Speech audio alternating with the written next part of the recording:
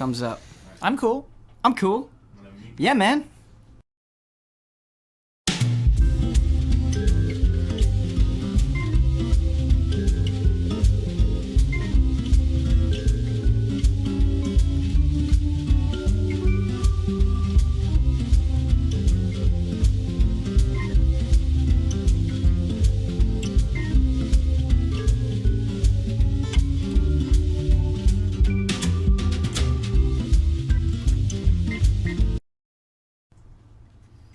Hello, everybody. Welcome to the thing that comes but once a year, the Noodles and Broth episode of Frame Trap, and we have a new addition. But before we get into that, let's introduce the panel. We have returning chef, my friend, my ally, my comrade in arms, my NAC2 evangelist, Michael P. Huber. NAC2 is a solid 8 out of 10 right now. Whoa. Yeah. I come in and the first thing Michael Huber says to me is 4-star game, and I don't even he thinks I know what he's talking about. He just looks at me and he says 4-star game, and I don't know what he means. But he meant NAC 2. Brand new shelf boy. I'm on a roll tonight. Brand new chef Brandon Jones. Nervous. Lot to prove. Because we'll just reveal it now. This is going to be a first for Easy Allies. Noodles and Broth now has lore. And that lore will only get updated one time per year. Wow. Until the storyline is complete. I don't know when that's going to be. I don't know if it's Half-Life 3 Could be like 10 years from now. Right, That's so fun. But, okay. So in the lore right now, you guys are a little bit farther along than Brandon because this is Brandon's first time. Cool. So I wanted to say that. Thank you for joining us, Aspiring Brandon. chef. Aspiring chef. Newcomer. Last, Rookie. but certainly not least, the most unpredictable chef, Kyle Bossman. Kyle, I realize I don't know your middle name, and I feel like I know everybody else's middle name. I'm fine with you not knowing it, Ben. Yeah, I knew you were going to say that. Can I take this opportunity to give a shout out to technician Damiani for that super awkward sharp cut at the beginning of this intro? The the video. Here we go. You can't hear me, but keep going. I'm not interrupting. No, you're not interrupting. You know, whatever. I feel like we've got some passion. I feel like there's a love between you two, but that love needs to be worked out every single day. And this is just the point of the day where it's getting worked out. We're in that phase right now. It's getting worked out. Just to let you guys know, to set the expectations, if you're not familiar with Frame Trap, it's a show where we talk for 72 hours about video games, and sometimes we have a point. But today, because it is E3, we're going to try to keep this to an hour. And in order to keep it to an hour, we're not going to be doing emails, we're not going to be doing Hotake, but we're going to be doing something that is extra special, and that is Noodles and Broth. And what Noodles and Broth is I'm going to ask each of these panelists to pick one big game that really filled them, that made them full, that made them feel happy, that they've been looking forward to, that's got all the money in it. And then, you don't just eat plain noodles. That's not what you do. You put some broth on there, and that broth is going to be a hidden gem, a gem that deserves more love and just makes gaming better, richer, because it exists. I don't want them to tell me about that. Now, because lore is important in this show, I'm not going to be doing Noodles and Broth. I'm going to be taking on the role of chef. And right now, the chef does not have a name officially. And what you are trying to do is you are trying to impress me enough to learn my name. Ooh. And he's roping you into this, Brandon, because he believes that you have more potential than these other two chefs had at level 1. He is saying, last time you guys were able to put noodles together and you were able to put broth together, right? Mm-hmm. But that's basic. Anybody can do that. I can do that at home. I can put noodles and broth together. That's no big deal. There's one extra element. The new thing for Noodles and Broth this year is the spice. And what the spice is after you present your dish, after we have the foundation, I'm going to look into your soul. I'm going to judge you based on what you presented and who you are, and I'm going to ask you a question related to this year's E3, but not necessarily specifically related to one video game. It is going to be a mini Hotake specific to the individual. Whoa. They're going to have to feed me that spice. Whoa. I'm not prepared. Not at all. Yeah, I have not told them what their individual spice will be beforehand. It's brand new, fresh for the show. There is no better person to start out with than Michael P. Huber, a man who could sell NAC 3 before it even existed. Please, feed me your noodles first. Noodles is the big one, right? Noodles is the big one, yes. My Noodles is a game that was recently announced at this year's E3. Fresh game. Mysterious game. By the name of Transference. Noodles is the big one. Yes. These are some skinny noodles. That's all I got. Okay. That's all you got. Transference. Hear me out. Okay, well, Hear me out, chef. you are trying to ascend to the upper echelons of ramen. What? Are we allowed to talk during What this? justifies transference as some noodles? Okay. So it starts out. You're in this room. This guy's talking to you. And he's saying everything's fine, you know. The future is this technology where human consciousness will be able to be fully recreated in this virtual space. He's talking about, you know, this is still the early days of this technology. Okay. So we, the player, are going to be the first to understand and to try this technology. So it starts out innocently enough.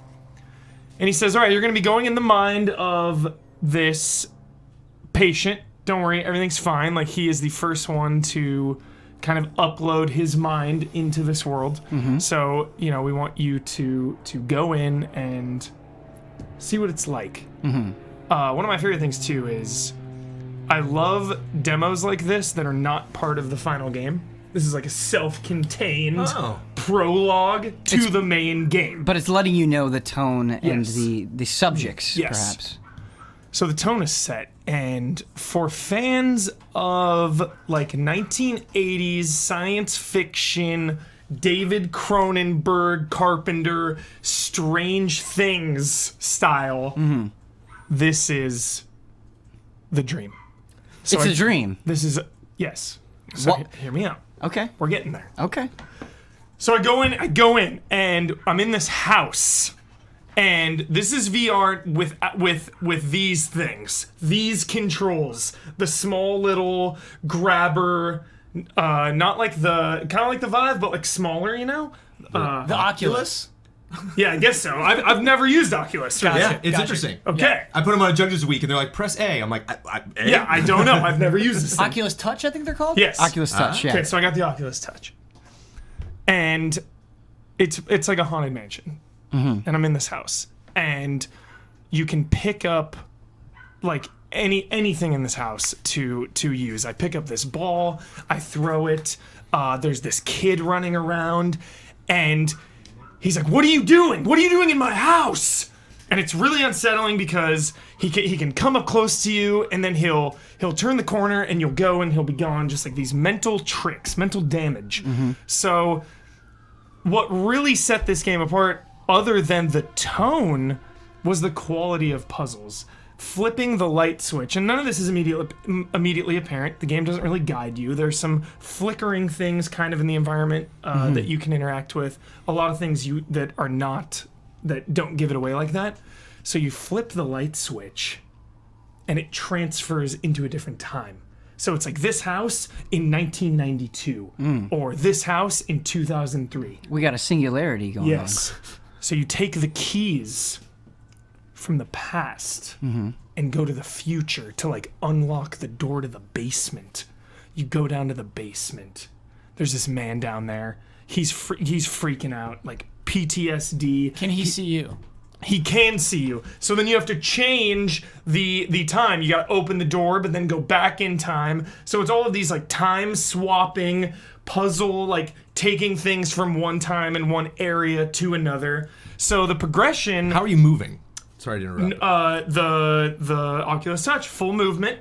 So like analog sticks? You're like analog pressing sticks. forward and moving forward. It's Okay. the Resident Evil 7 style though, with like the the angles, but they said when the game comes out, you'll be able to do full movement in this house. Just like the flicker of the TV in the living room is unsettling. The light in the basement. So you go down in the basement. You know, you solve these puzzles. You like take a picture frame and put it somewhere, and the kid again was just such a big hook to this because he was talking about his dad, and it's about his dad committing suicide. So it was like really heavy stuff. The kid is sad because he's alone. He's angry because his dad is gone. It's like touching on all these really intense themes, and you kind of like break the world you're in by solving this puzzle, because then the dad like freaks out and like disappears. The whole world like comes apart, and then it gets really Carpenter Cronenberg style with like the synth style, and you get teleported in this room. There's stars everywhere, and a light at the end of the hallway. It's just like the blank void, and then these like really 80s red and white square clear platforms you're standing on, and there's this white flicker in the distance, and you have to line up with your head these like angles, and the thing starts flickering, and the noises you hear like dad I didn't do it. It gets like louder and louder and louder. Then the door forms, the door slams open, and you just see shadows, and you hear crying, and you're like, I don't want to go in there. I'm not going in that room. Don't make me go in that room. You got to go in the room though. You go in the room. Kid is standing there over his dad. His dad's lying there dead. Then the kid turns into an adult and kills himself, and then the thing ends. And you're like, what is happening right now? So Huber, Yeah. the chef, Yeah. you can't just present any noodles. He will look at them from every angle, pick them up, put them in his mouth, roll them around in there for a long time. Yeah. The chef is not always a nice guy. I know. So you're telling me you have a survival horror game where there are puzzles, it's messing with your perception of reality, and it's talking about the technology and messing with that perception of reality. Yes. I could probably give you 5 games that tackle those very subjects. What makes course. Transcendence special? The VR. The VR tech. Being in this world, and the puzzles, you know? Puzzles are an easy thing to... So you said the quality of the puzzles. The quality of the puzzles. Right, and you have this time-traveling mechanic where you're taking something from the past and you're bringing it to the future. Totally. What makes that quality? What defines that word in this context? So for me, like, there are puzzles that are like Talos Principle and extreme, and I don't personally enjoy that type of challenge where it's like, all right, I'm going to beat my head against the wall for a long period of time and eventually figure this out. And then there are like easy, you know, God of War puzzles that are sometimes a little too easy. You look at it, you know, you figure it out quickly. I thought this was a perfect balance. I love when puzzles are balanced. How do you achieve that balance? Good game design. I don't know. Yeah, but no, what is it? What is in this game? Like, what is your process going through this? You're telling me what you're doing, but what made it interesting? For the, like, solving the puzzles? Yes. Because, so the door, you're in a small house to begin with, and at this point, I just want to go around. I want to pick everything up. I want to take a knee. I want to look at everything. I want to pick up these footballs. I want to pick up these magazines. I'm checking out this guy's like car magazine that he's looking at. Checking out these photos from like their camping trip 4 years ago. And you're just looking at everything. You're looking at the sink. What does this guy eat? What does this guy drink? There's like pills on the counter. So then you get to a point where it's like, all right, where do I progress?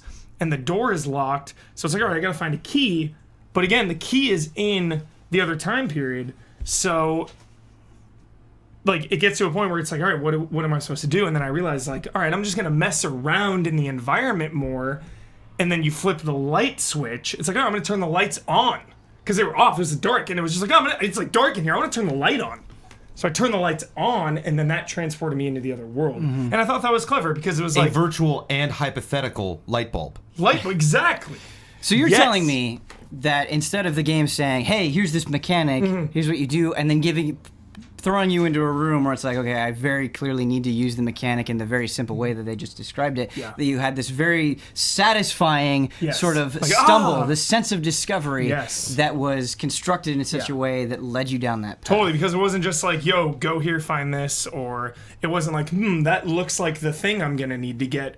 It was like, yo, this is kind of a spooky game. It's dark in here. Turn the light on.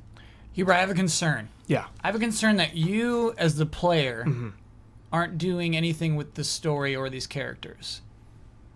Right? That, like, you're basically VRing yourself through videotapes and you have to solve a puzzle to get further into the videotape. Well, because he ominously says, like, don't worry, you're safe in here.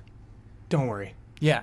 You're You not. think eventually after this Yeah. demo, it's more of like a survival for you? Yeah, it's gonna be like Black Mirror style. Yeah. My brain is gonna start like melding with this, and yeah, that is what I've been led to believe. Because I need some stakes, baby. Yeah. Well, where I think it would excel is to represent something where if you had seen a film, and you're not solving a puzzle to watch the rest of the movie, but like you are kind of solving a puzzle in some senses in like horror films or psychological films to understand what's going on, like to really find like Okay. the deep meaning in it. And like it's attractive to me to understand meaning in a situation that would be completely impossible to understand on the same level in a film. Where it's like my perception of what happened to this person, like you could not have. I had to have been physically present in this room to notice that. You know, to hear it, to see it, to feel it. Again, I don't know what that is, but like that would be the hurdle that I would want that to overcome, to be Noodles, quite frankly. Huber, you have submitted your noodles. They have not been judged because noodles do not go unpaired. You must drizzle the broth upon them. It is time to submit your broth. It is time to give me a game that you think has proved to you it deserves more delicious attention. This is an easy pick. That game is Iron Commando. You know what this game is, Ben? I have no idea. Also Excellent. VR? And the chef likes that. Okay. Iron Commando is a 1995 beat-em-up game that was released in Japan and Europe only. Who made it? No clue. Okay. All right. The back alleyways of E3 are a glorious place for hidden gems. And there was one lone soldier with one small TV and a retro gaming console. This game is getting a Super Nintendo cartridge release. Wow. That's what they're there to advertise. Yes. The problem, though, was the guy that was there was not the game developer. He was the console seller.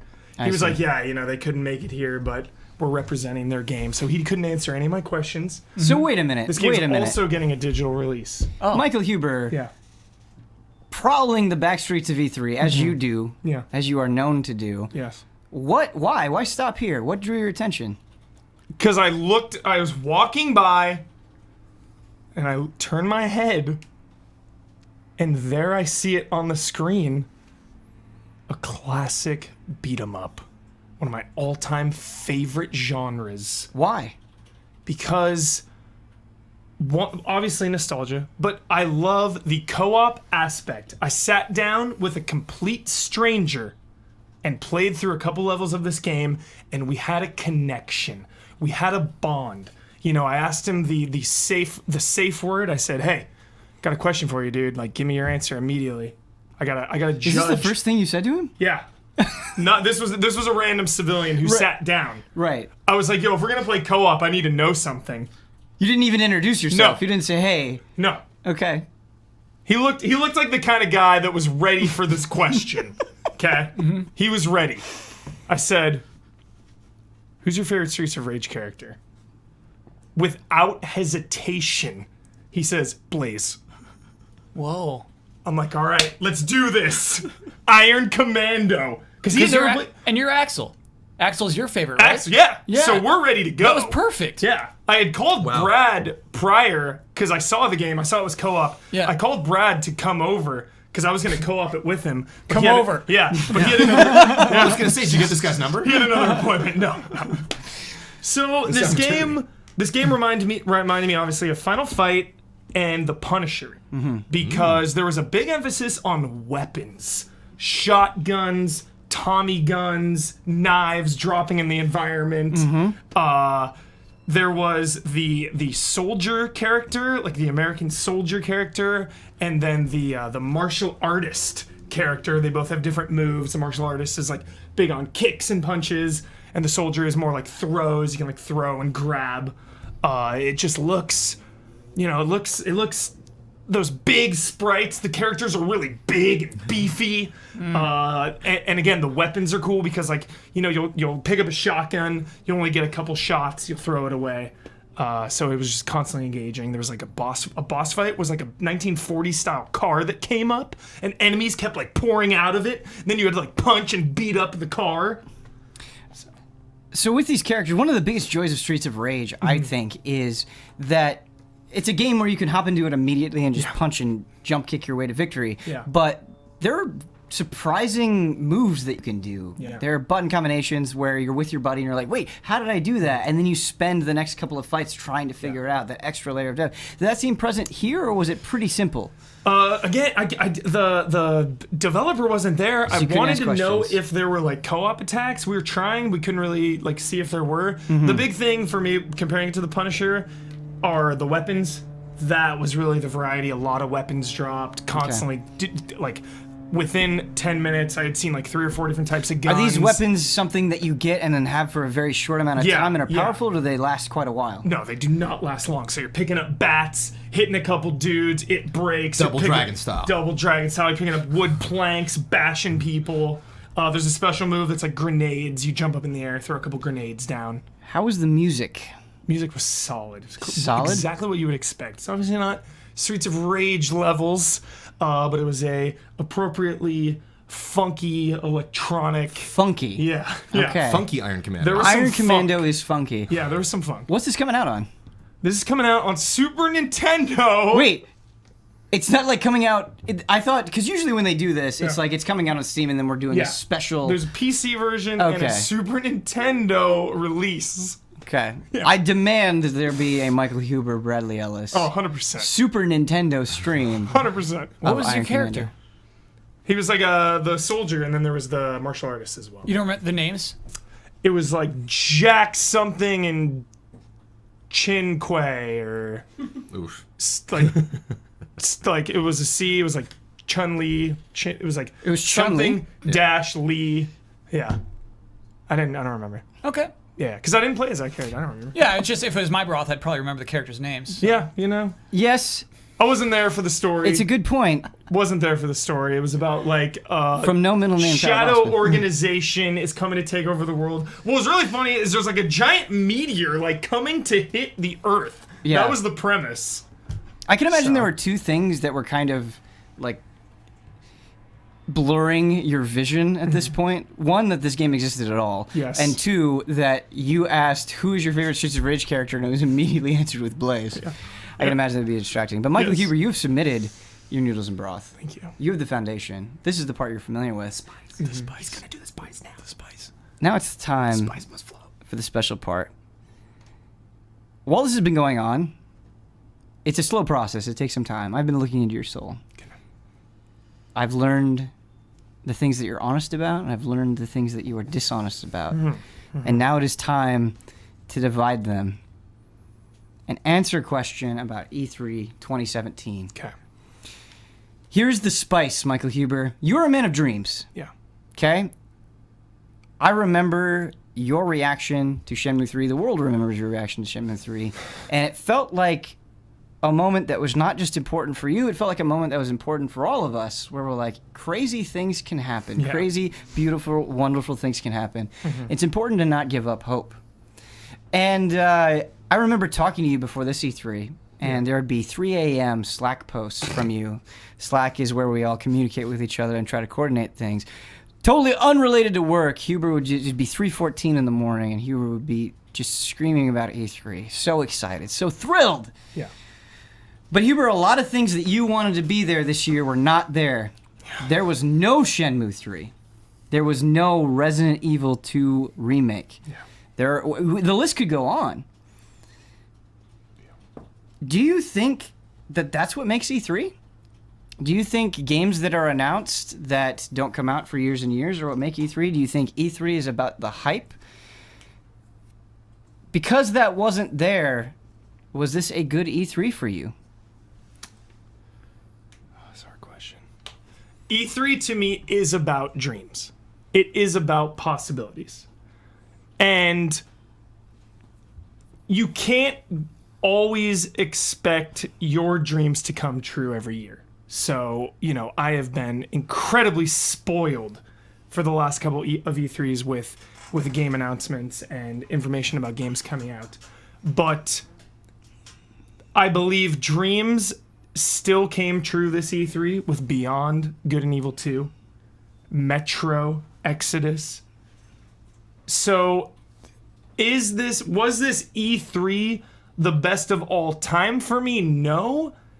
But did I still have a great E3? Yes, because Evil Within 2 was announced, Wolfenstein 2 was announced, Uncharted: The Lost Legacy was shown, God of War was shown. The list goes on. So it was an incredible E3. I had an incredible time, but of course it was not Shenmue or Resident Evil 2 remake levels of excitement.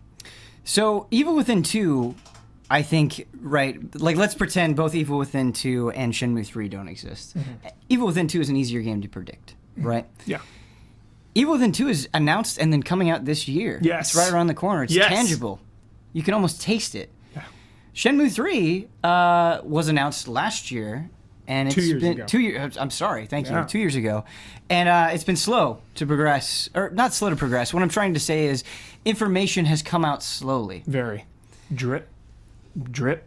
Do you think it is better for you personally and for the gaming industry at large if that window between announcement and release is closer together, or do you think the dream, the existence of the dream, is more important? The existence of the dream. Why? Acknowledgement. Hype building, because we take games for granted. Like, we take the existence and the possibility of sequels for granted. If a franchise is out, we naturally expect it to continue, but that's never a guarantee. Video game development is long and expensive and complicated. So when you're telling an entire studio of individuals that have lives and families to get to work on something, they're committing just that. They're committing their lives to making something. So can they always create a sequel that you're passionate about? No, they have to sometimes make other things, make hard calls. So I think coming out like now and saying, Metroid Prime 4 exists, even though it's way down the line, is so exciting for fans of the franchise, and probably excited for the team, because then they're working on it, but they can also say, hey, we're working on this game, like, see you in a while, but at least that's out there and they can communicate that passion. With Huber and then with Kyle, I saw two different developers come up and say, we saw your love of our game, and that gave us so much. And I think it is a back and forth. I think it is that acknowledgement, like you say, where just the fact that fans have put so much and wanted something so badly, and they feel like there are a lot of series out there, there are a lot of fans of miniseries who spend so much time trying to tell others that, no, this is something you should pay attention to. This is something that matters. And then they're told, oh, well, it didn't sell very well, or, oh, it's not the right time, or it's not the right platform, or there are too many things that are way bigger than it. And it's almost like you're saying to that person, you liking this thing doesn't matter. Mm-hmm. And so when you get those out of left field announcements, even if they're years away, mm-hmm. it's like saying, no, you matter. Thank you for appreciating this. Yes. It's a handshake. It is. It's a handshake. You've submitted your noodles, your broth, and for the very first time, you've added the spice. The chef will now taste your offering.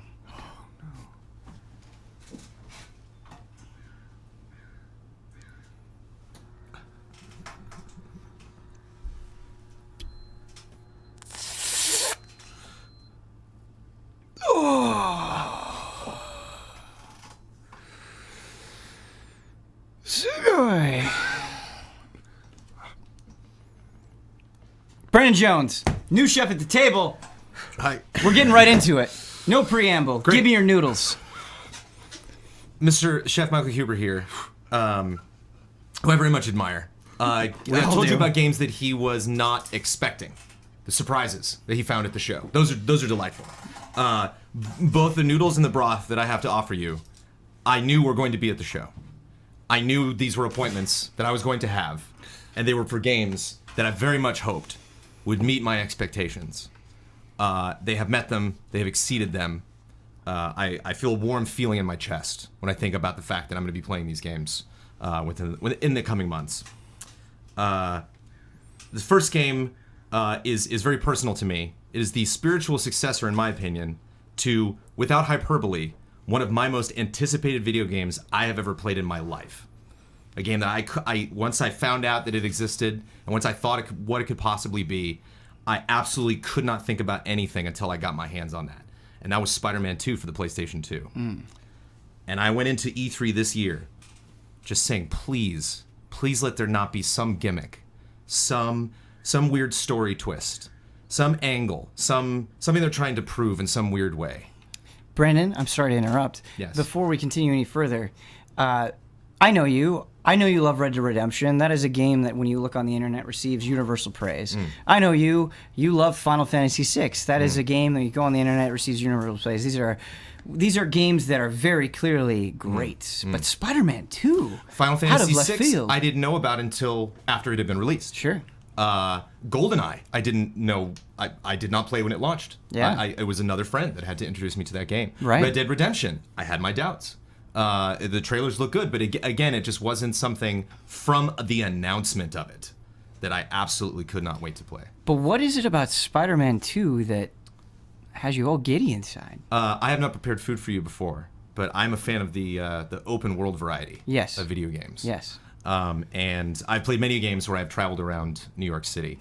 And I compare traversal in Spider-Man not just to other open world games, but I think about things like, go with me here, like an ATV, MX Unleashed, where you're like, there's rolling hills, and you can't just go bombing through the hills. You have to know when to regulate your speed, so you're going down one hill and then up another one. There is a swing, there's a natural momentum that you have to maintain. Yes. That is not, it's not something you can teach someone, it's something you have to feel.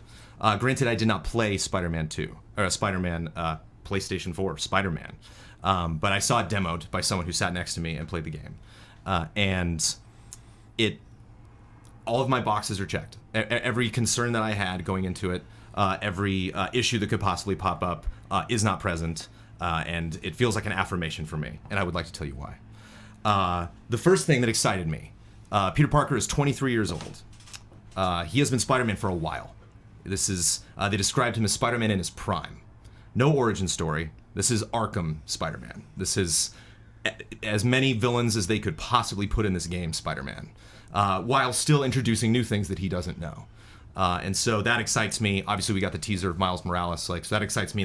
Not only bringing in, because I had played Spider-Man games before, and Aunt May and Mary Jane, and these characters didn't really have a presence beyond cutscenes. And here I'm seeing teases of the breadth of this Spider-Man universe. Granted, they said there will be no Deadpool. There's no Fantastic Four. We're not going to do any MCU stuff. It is just this world.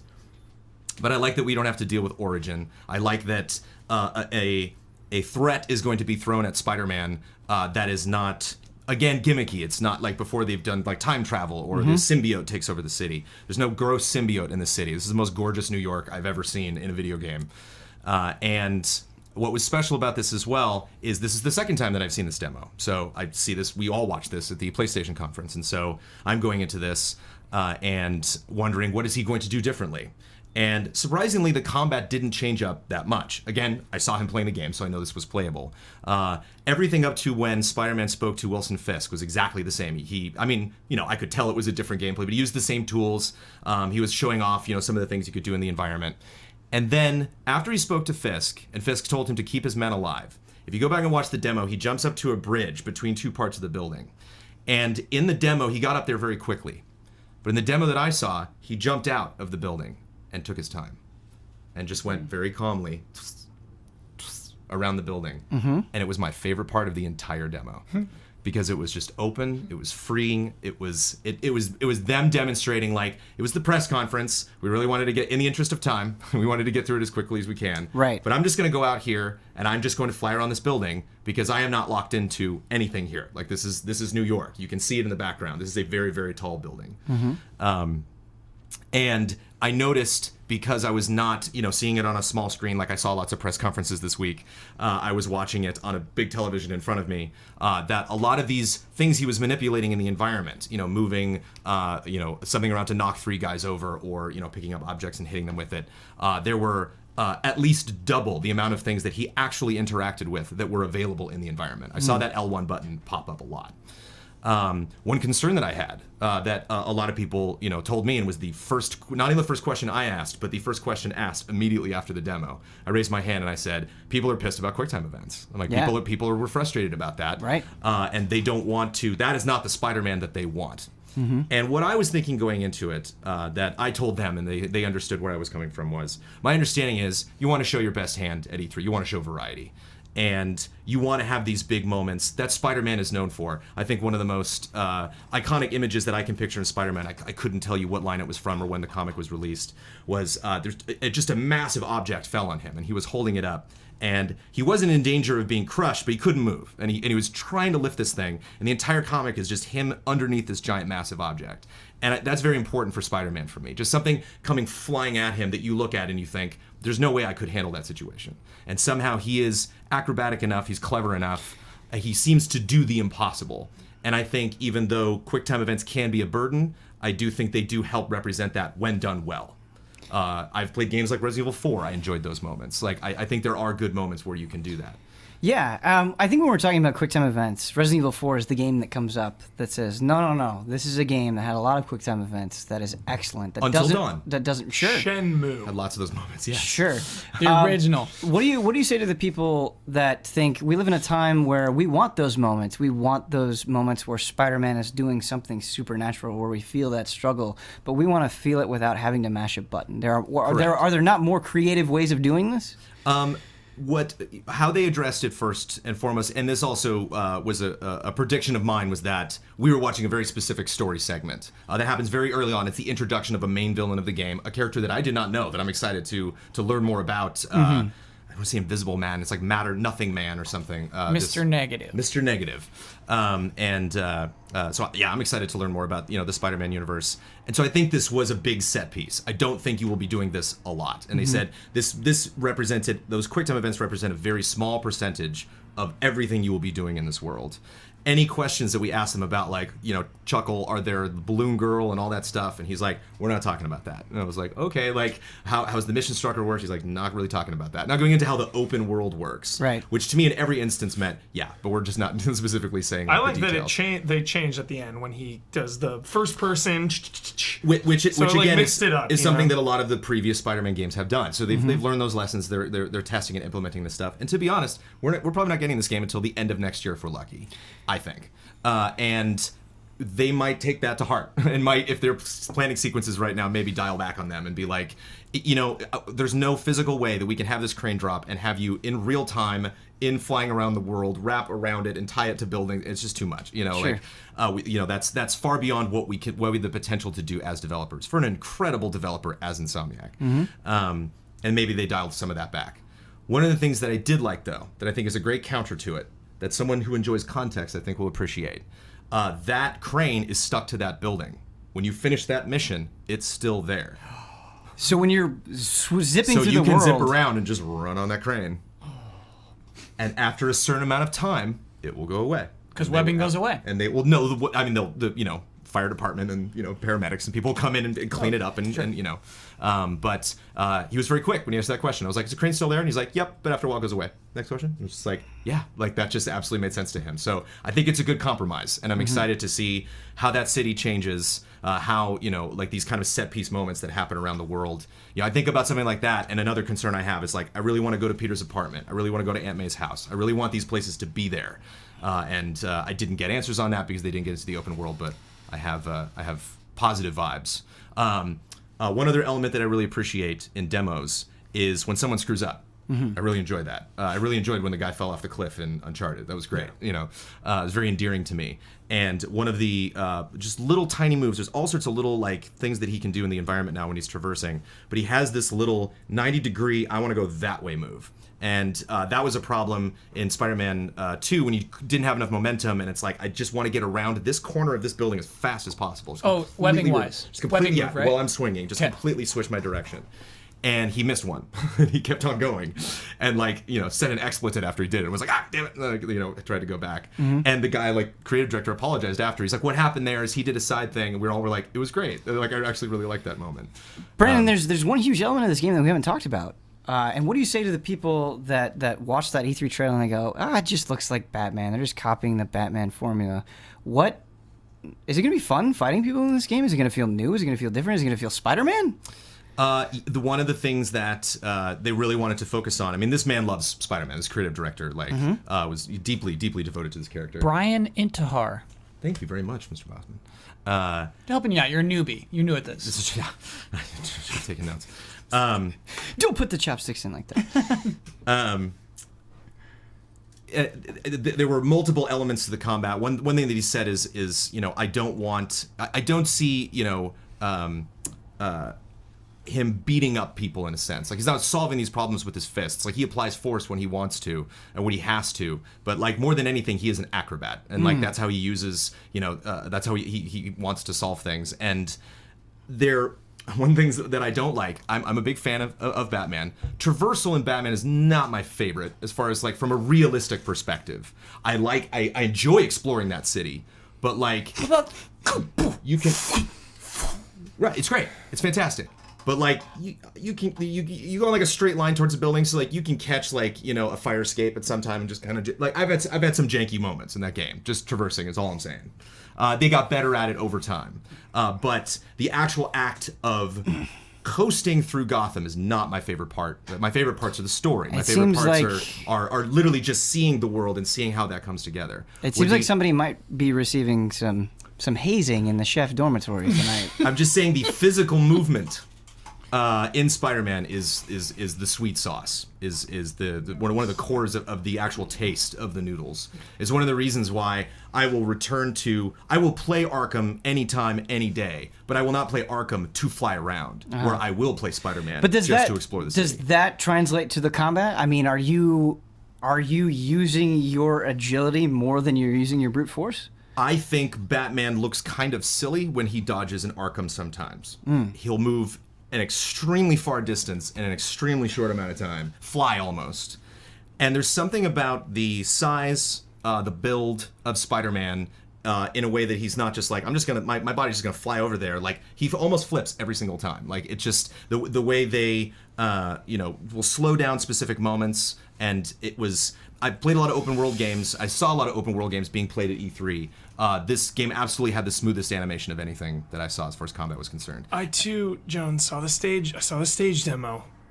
A lot of some like Zack Snyder slow motion in this demo. Well, a little too much. There's that in Arkham as well. A little too, and I don't like it in Arkham either. I'm just saying, like mid combat, you're zipping around, you're fighting, and then it's like. What don't you like about that? It just interrupts the flow? It interrupts the flow. It's too much. It's like Need for Speed Payback. Everyone was like, "Oh, it's too much." I think it's finishers in Spider-Man. I think if you finish like the last guy in a group, that's when Spidey does the slow motion. Think of it also as like a Gears of War hold the B button to see what we want you to see. So I think in some instances, like if you're surrounded by people, it's like this new big guy joined the battlefield. Just mark where he is, and then okay, now go back to whatever you were doing. Frame trap. Noodles and Broth will always stop for a nugget. What is that nugget, Blood? I don't know if they said this in your guys' demo, but that slow-mo is it's like a timing thing. If you hit the timing at the right time to dodge, like you'll get that extra. So what if I'm a master at dodging? It's gonna keep slowing down. That's not quite the slow-mo Huber is talking about, where like the camera comes in close, like the camera shifts in towards Spider-Man and slows down. There was like multiple types of slow motion. I was overwhelmed by the slow motion. I'll count them. The next time I watch that demo, I'll add up all the slow-mo. I think the one Blood's talking about is like the Spidey sense. Okay. I also appreciate. You hate all of that? Everything in moderation. Everything in moderation. You gonna pretend Spider-Man doesn't have Spidey sense suddenly? No, Spidey sense is fine. So wait, just, like, I need over some and over? clarification on what the Spidey sense is. So it seems like a reward for timing your dodge It's- correctly. and is the it like enemies, and which the enemies time? glow red. Uh-huh. And then I don't actually know what command it is, Blood, what button you're pressing, but you know, how else are you supposed to show that Spider-Man is aware of incoming danger? Sure. Than to slow down time. They have like the lightning bolts ahead. That's true. That's That fine. little thing that flashes over. Yeah. Yeah. I don't. That was slow motion. Brandon. I enjoyed no one died in the demo. I enjoyed that there were moments where people were being flung out of Yeah, buildings. that's what I wanna and ask he you, made the Jones. point to grab them and bring them back. Okay, so if you like punch someone off of the building, Right. will he automatically just like? Yeah. Yeah. Okay. Cool. Yep. So cool.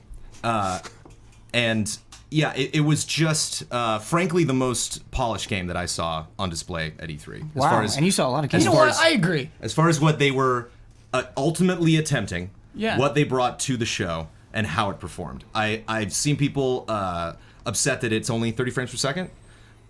It's an open world game. Those are tough. That's a big city. They didn't.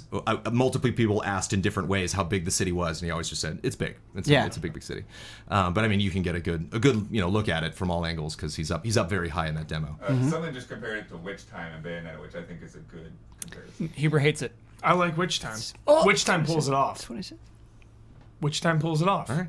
It's a Why? good example. That's What's a the different difference? kind. It's the exact same thing. It's It has to dodging do at the with right time. It has to do with the flow of combat. Bayonetta is extremely fast paced, and when you hit that Witch Time, it's because it feels right when you like do a backflip. You get it for a couple seconds, and it immediately goes right back into combat. This was like slow to a crawl and then back out. It's like Bayonetta is like extremely fast, a little bit slow, back to fast. Hold on. The important thing is in the Spidey sense mode. Is Spider-Man moving slow as well? Is it dramatizing his attack? Because in Witch Time, enemies are moving slow, but you're moving the same speed, so it doesn't ruin the flow. Yeah.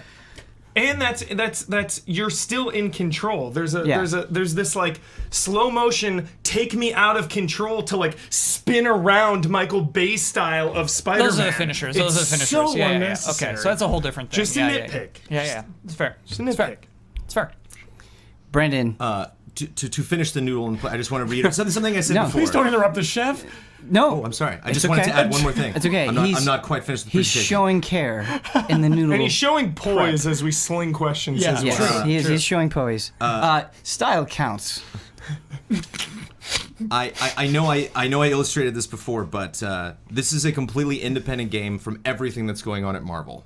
They're talking with Marvel, but again, this is not connected to any show, any film. This is a completely new story, and so that A rare excites thing. me. That excites me that I will not see anything recreated. That I'm looking forward to absolutely every single recreation, their take on the villains, the characters, and I was impressed that they showed so little in that regard of all of the other people I'll be meeting in this game, and still had a demo that impressed me that much. Thank you. Brandon, a lot of people underestimate the noodles. A lot of people think, oh, well, if it's bad, I can just cover it up with some delicious broth. I can throw a game nobody's ever heard of. It's really gonna send them crazy. Everybody's heard of Spider-Man, but you didn't do that. You arranged the noodles neatly and carefully, but no matter how good those noodles are, they do still need broth.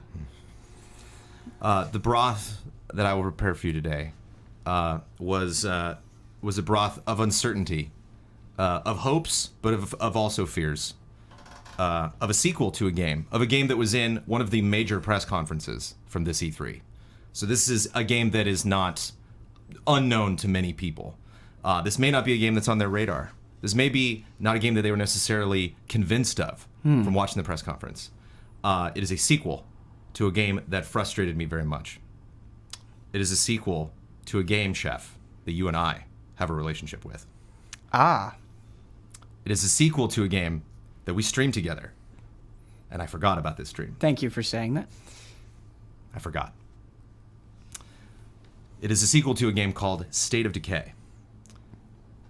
Now, I'm not going to pretend that there are not a lot of zombie games at E3 this year, and that I'm not totally down with almost all of them. But State of Decay beat me down. State of Decay chewed me up, and spit me out. State of Decay, much like my early Souls experiences, seemed to not want me to play it. And I take the fault on that. I gave up. I ran away crying, cut, bleeding, and, Wait a minute. just, hid in the corner playing Disney Infinity. Brandon, people love State of Decay. State of Decay is great. People consider it. I just had a bad experience with State of Decay. What was your bad experience? How did the game beat you down and made you run back to your infinity? I was unable to find weapons. I searched about 4 or 5 houses and really only came up with basic blunt objects. Never found a gun. And there was one mission that was a house that was across the street from where my HQ was. And I figured this would be just a regular house that I could go in and finish a mission. And I'm not kidding when 40 zombies just came, it was like a clown car house of zombies. And it was just one after the other, and a character died, and with the crappy weapons that I was able to find, and so I went back to the house and brought another character, and that character died. And then I brought my third character, and that character died. And I lost the game. I mean, I was unable to continue. I completely wiped. And for those of you unfamiliar with State of Decay, that is a game wipe. There's no return from that. I don't know if it's possible in Fire Emblem to have all of your characters die, but that's basically what happened. And I was so fascinated by the concept of this game. This game does not have a central character. This game has a community of people. This game is not about taking down Umbrella, as much as I love that. It's not huge and theatrical that way. It's right. It's very gritty. It's very realistic. It's very much like what I want the show Walking Dead to be, where it's this community of people that are not only trying to, in a Dead Rising sense, become invincible against the dead, but create some kind of life for themselves. It's focusing on the immediate needs. And I appreciate its XCOM level of punishment. I just wish there was a way for me to work around it. And State of Decay 2 is making a lot of things happen that make me very happy. First of all, the first State of Decay did not run that well. I know it had a lot of updates, but I played it right away after it came out, and it was a buggy game. The frame rate was not great, and saw this run on the Xbox One X. The animation had a little bit of jank here and there, but the little charming kind of jank. The jank that it doesn't, I wouldn't die because of that jank there. The Enslaved Odyssey to the West kind of jank. That was like, switching from my axe to my machine gun kind of jank. Just like, sure. Stuff that you could clean up, stuff that I could forgive, stuff that probably 30 hours into a game session, just becomes invisible to me. And the game was played multiplayer. There were 2 people in the game. You can, much like the Destiny, where they're having, which is the name I can't think of right now, but the come join our game. If there's 3 of us and Guided games, yeah. They have a guided games setup where you can volunteer as a helper, kind of journey style. You can be like, I want to just jump into somebody else's game and help them, and you will jump in. If your character dies in their game, that character is dead. So you got to be careful of who you take and what you undertake in this world. So they're not necessarily That's Troll City. That is Troll City. compromising that punishment, Right. but they're making it easier for you to get paired up with people that know what they're doing. Correct. You can boot them instantly. So if somebody comes in your game and starts messing around, Hey, come this way. Come, there's items. There's a really good weapon over here. Bye. Bye. But at that point, isn't it too late? Yeah. At that point, aren't you too already late. dead? It's but I too mean, late. you have games like like Player Unknown, like you have stuff sure. that there is that little that tenuous Is there- uneasy alliance. Uneasy alliance. Is there an incentive for somebody to be that mentor, to be that helper? You can level. Okay. You can possibly see how they've built their base. You can possibly, in any multiplayer sense, gain a friend, gain a somebody that you can play with that you think plays well, and then can maybe you can get their gamer tag and play with them, or like have them jump back in their world. But if you go into my game, Huber, and you discover items, those are bonus items, and you don't take those back into your world. If you discover that and it's like, oh cool, shotgun, you can like put that in my car. You can just like drop that on the floor and be like, I found this extra shotgun. Cool. So you get more items, you get a little bit of backup. And again, this is a completely voluntary thing. It's kind of like ringing the bell in Bloodborne or Souls, where like you're inviting people into your game. So if you're afraid, if they're just like, I just want to handle this on my own, the menus in State of Decay 2 are glorious. I was very confused about what I was supposed to do in State of Decay 1, and the game didn't necessarily give me a lot of time to figure that all out. There was always the tension of me looking at meters and literally seeing like health go down, food go down, and just being like, I just don't know what to do. Like I just don't know like where the options are to find this stuff. and you can survey towns. You can discover things like, oh, there's a gardening store. If we want to set up, a gardening and get food from that and staff that, that's probably where we go to get that. So you're not just like I was, just kind of running into town, fingers crossed, hoping you find stuff. Oh, there's the police station. Probably weapons and ammo there. I don't remember specifically from State of Decay 1, but there's a much more streamlined system visually of what you need to accomplish these goals, what those benefits are going to be, and where you place them in their base, how much they cost. So I like that straightforwardness. Yeah, with the streamlining, how are they presenting this information? Is it just like you're looking at it and you're seeing a window? It says, "Here's everything that this is going to do." Yeah, I presume you get your base, right off the bat. It's this church, I think, that we see in the trailer and in the demo that they showed. So you get to there and you basically bring up a map that has, squares where you can put all of these plots, so you can decide where you want them to be, and then it'll say like, "Here's the tools that you need for it," and they require specific skills. So that garden requires someone who knows how to garden. And so you might, they found someone that in their past was a groundskeeper, and so they had that skill. One of the other people, the guy that he was like his favorite warrior, snored, and it pissed people off, and it was a negative, and you had to like balance that with other skills that you can teach people to make him worthwhile to the group. It's like Darkest Dungeon, and not bring morale down. Yeah. I think I think morale was like even. I think it was like +2. It was like right in the middle. Sure. So they had some negative things, they had some positive things. And obviously skills. So he was a martial arts choreographer back before the apocalypse, and so he said, obviously this is going to be my main melee character to take out into the world. So I didn't see anything really past like the gameplay that was demonstrated. They kind of just went through the systems and specifically said like how you can manage that town. Sure. There was, I don't know if they did wave attacks on your base in the first State of Decay. But the demo ended in all of these zombies coming from all directions, and he brought in his friend, so his friend was able to communicate. They stayed on opposite sides of the church, so like they didn't know like where the enemies were going to come from. So that was like the first issue, because as you're going, you're controlling one survivor, and your other survivors are there in that space, and so they're going to come and try to attack people, and if they die, they die. And so again, you have to like be careful about who you're controlling and where they are. Jones, I gotta know something. Yeah. So there's a martial arts choreographer. Do you see that in the actual character in the video game? In how he fights? Or, Yes. No, I mean it's just the same simple, melee attacks with axes and bats and stuff like that. I see. So, Brandon, He did not have a Shaolin style. No.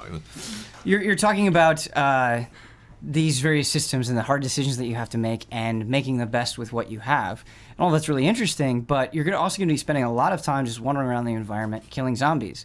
What do you say to the person that says, "Man, those systems sound cool, but is the combat any good?" Because in State of Decay 1, it felt a little rough. It felt a little loose. Does it look more convincing here?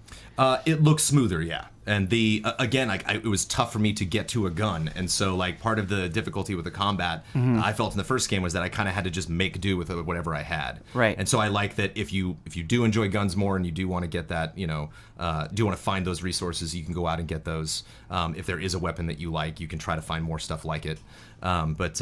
Yeah, I will not lie to you, Chef. It looked pretty much committing to what they had established in the first game. Okay. Just again, animation much smoother, difficulty much more managed. Like there wasn't a lot of. There were some surprising moments. Like there were some moments where he would go in and searching something, and a zombie would just come running in the room. And he's like, "Oh wait," and had to defend himself. Devil May Cry. This is not. This is a very straightforward. Smack stuff with blunt objects type of game. But it sounds like overall, I mean, if you're picking this as your broth for a game that you didn't like, you're pretty much on the hook now for State of Decay 2. I'm very excited to return to this. When I knew they were going to do a sequel, because the first game sold very well, and I was hoping, like, I hope they don't rush that. I hope they don't do lots of strange DLC. I hope they just bunker down and just take everything that they learned and take another stab at it. So and what get happens? the support of a Microsoft. What Make it happens happen. when Brandon Jones, very excited, thinks, "Hey, this is a huge improvement over the first game." You're sitting there at 1 a.m, downloading it on your Xbox One or your PC, and you get out there and you can't find a weapon, and then one of your teammates dies, and then you die, and you're getting beat down again. Are you going to abandon it, or do you think that there are things in this game that even in the most dire of circumstances will kind of incentivize you to continue playing? I think one of the main issues that I had with the first game was the perception that there was a right thing I was not doing. I was looking at menus and seeing lots of options, but feeling that there's some kind of correct answer that I have missed, some decision I should have made 20 minutes ago that I did not. And this game seems much more like you need to decide how you want to survive in this world and go out into this world and invest in those things. I see. And so it was much easier to establish goals in this game and realize, like, I do have a mission heading out into this world, and I'm not just going to find the nearest building and go search every chest and fingers crossed that I find something cool. Brandon, I really like that. The chef has never seen an amateur such as yourself. It seems like you've done this before. Like maybe you had some secret training that you did not tell your other amateur chefs. But the spice provides the soul of the ramen. It distinguishes it from all other noodles and broth. And your spice, Brendan Jones, is you're somebody who loves the creator, who respects the creator, and I think appreciates the creator more than any other aspect. I think this is where the Brendan Jones rant on the frustration of leaks comes from. Because I've been around you now for, I've interacted with you for the last 6 years. And somebody can talk to you, Brandon Jones, and they could say, this is what I've done, this is what I'm going on in my life, and you see the good in people, you will respond, you'll engage in that conversation, but you don't light up unless somebody shows you something. The way you interact with somebody who says, this is what I've made, versus this is what I'm doing, versus speech, is completely different. And that's something I really admire in you. I think that's a good quality. But this year, there were a lot of leaks. There were a lot of leaks. And I on a show where it is a bunch of individuals coming out and unveiling things for the first time, I want to ask you a question that you've answered many times before. But I want to specify it to this year's E3 because I think some of it maybe flies in the face of what Brandon Jones has argued before. Because Mario and Rabbids came out, and the entire internet hated it. They're like, we don't want this thing. What are Rabbids? Rabbids are stupid. Oh, Ubisoft, they just released broken games. It was a mountain of cynicism. And we thought when they unveiled it this year at E3 that it would confirm our worst fears. That it was a company struggling to convince us about something that we didn't want. But that didn't happen. Brandon, they demoed Mario and Rabbids, Battle Kingdom, Mario plus Rabbids, and it blew everyone away. It looked so charming, it looked deep, and it looked like they understood what they were working with. That leak did not destroy the enthusiasm for this game. And so do you think that it is not perhaps what is revealed beforehand, but the actual quality of the game itself?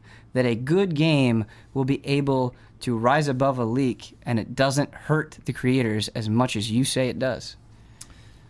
I think there's a little bit of luck there, to be honest. Luck? I think, yes. Okay. I think it is a specific case. And you let me know how much time I have, but I will lay out the case for you. Please. You're dealing with a brand new IP. You're dealing with the combination of two IPs, but you're dealing with a brand new enterprise. So I would like to compare, as long as we're talking about Ubisoft, the leak of Assassin's Creed Origins Yes. to Mario plus Rabbids, and argue that there was next to nothing that the team behind Assassin's Creed Origins could have done at this E3 to impress you. No. I disagree. All right. Wait a minute, because I think we have to bring in fellow amateur chef Michael Huber here. Yeah. Right.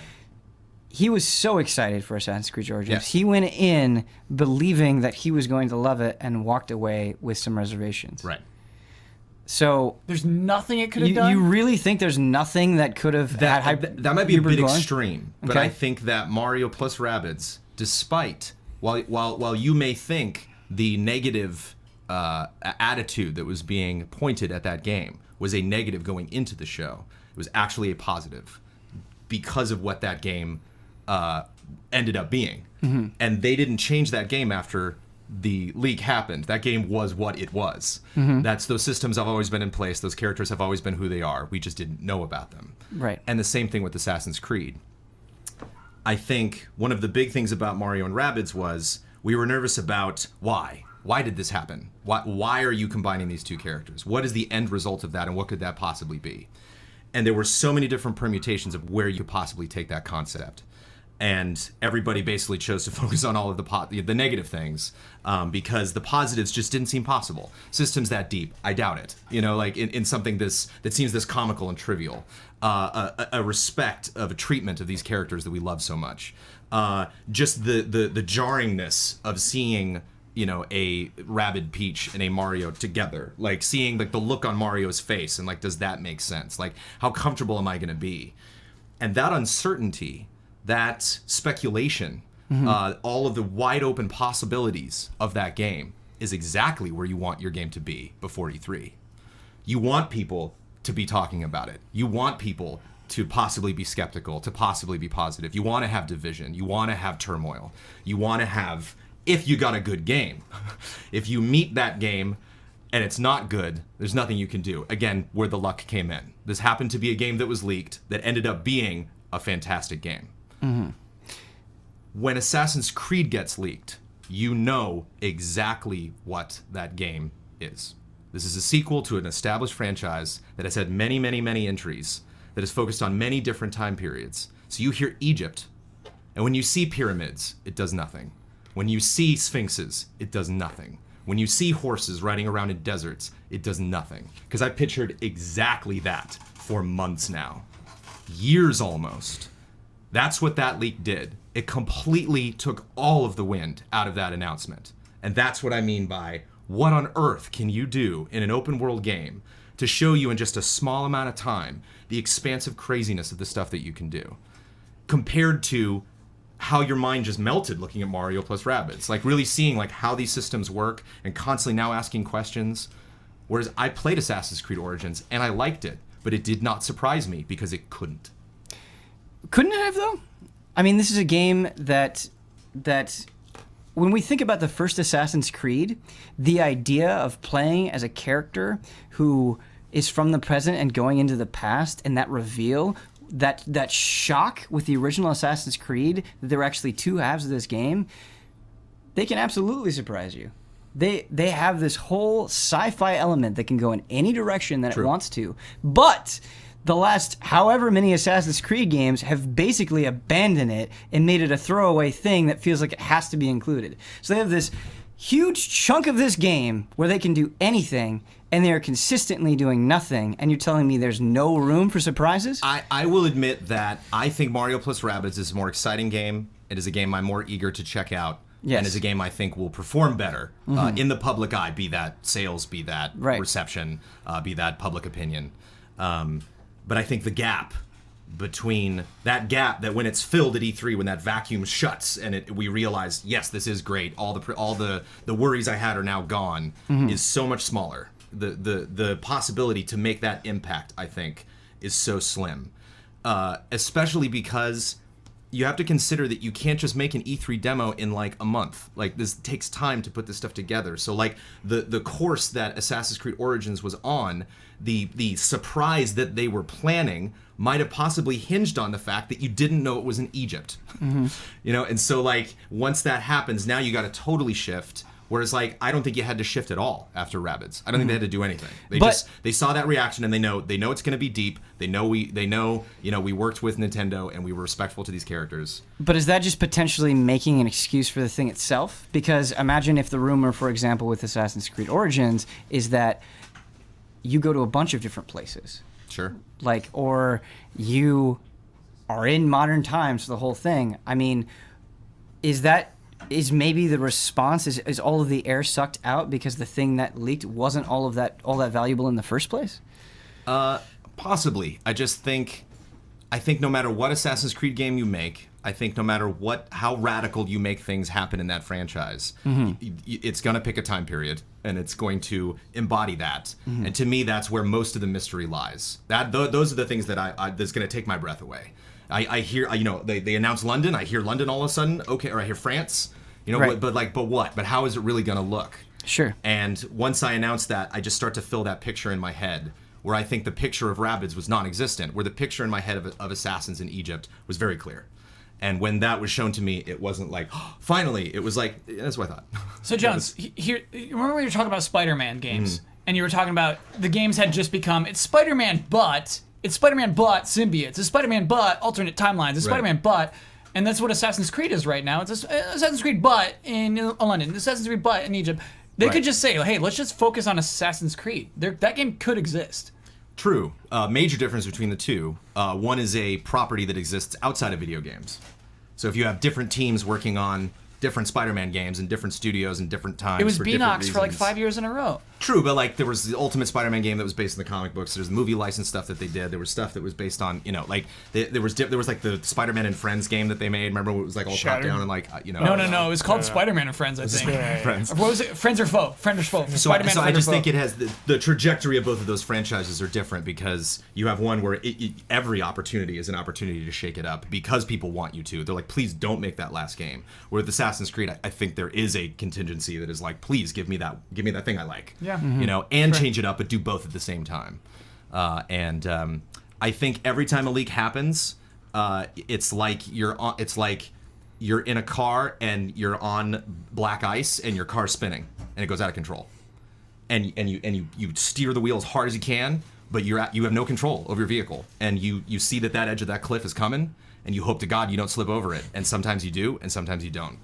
And I think when you don't, or I think when you do, and you ace the landing, and you survive, and you make it around that corner, and you let out a sigh of relief, and you get home safe, I don't think it has to do with like, I don't think you give developers enough of an opportunity to adjust to those things happening in a way that will truly excite us the way an Evil Within 2 does, the way a Metro, Exodus does, the way something that when I'm watching it for the first time, my brain cells are all on fire. I'm absorbing, I'm sipping every spice of this broth. The taste in my mouth is completely full because so much new stuff has happened and it's so much for me to process. Where there was not a lot for me to process with a game that I had pictured for so long. It almost sounds to me like you're saying it's limiting what you think it could be. And perception is so much leading up to E3. Sure. Whereas if you're watching a trailer and you're seeing just sand and you're just seeing camels, you're like, wait, what is this? What could this be? And that little bit, those 5 seconds before they show an assassin on a perch or they show an eagle or something, right? That matters because as soon as we saw sand and as soon as we saw a pyramid, we knew it was Assassin's Creed. We're all going to feel a little different about E3 next week. We always do. We come down off that high, we sober up a little bit, we rest, and we think back and we go, I've already had changed my opinions about things that people announced. Where like a couple days later, I'm like, wait, that kind of sucked. Yeah. And I don't think leaks don't afford you that ability. There's no high. There's not that moment of that spark, that explosion, that rush. Right, because people are also already judging it before they see anything. And I think if something is negatively or positively judged before it exists, whatever other direction represents the truth, it has to fight against that now. It's not starting at that point. And in some games already are in a better position to do that. Chef, I spoke out of turn by saying they couldn't do anything, and I want to apologize. I'm new. This is my first time. So no, see, I was very excited and eager to make my point. No, a chef never apologizes. He just makes new food. That's what happens. You're new. You don't understand that, but you will. You will understand that. Now it is time to taste the food. Oh my God. That you have brought here.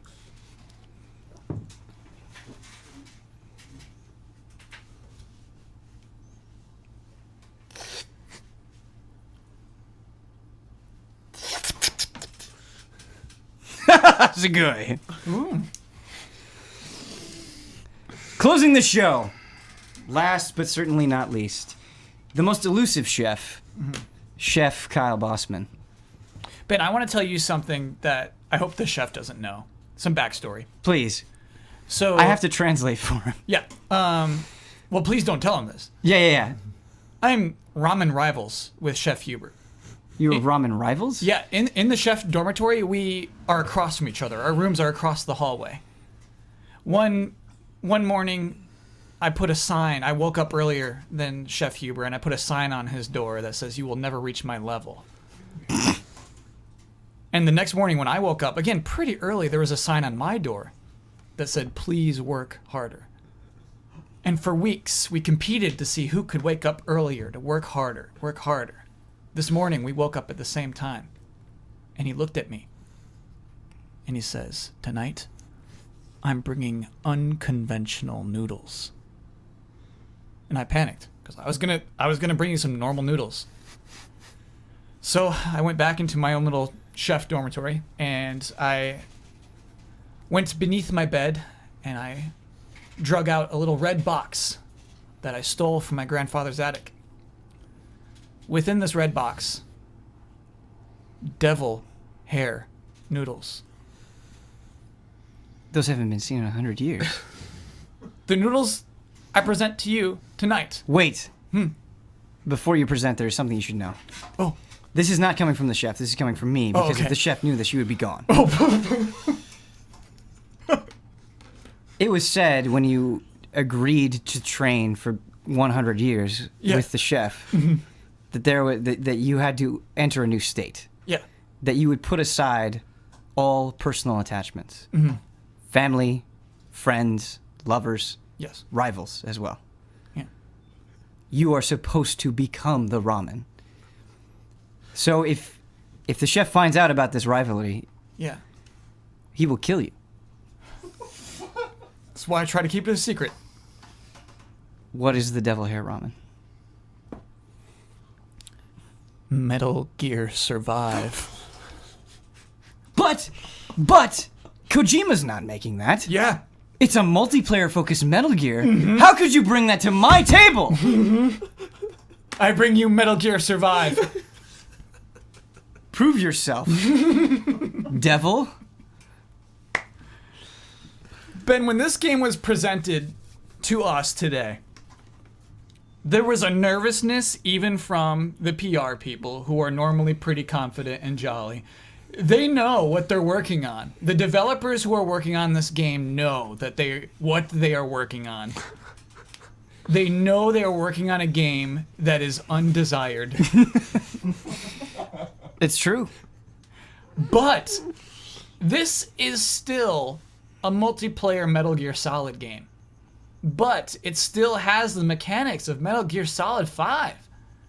And so there's still something to this game. It is still worth a play. And so I played this game today.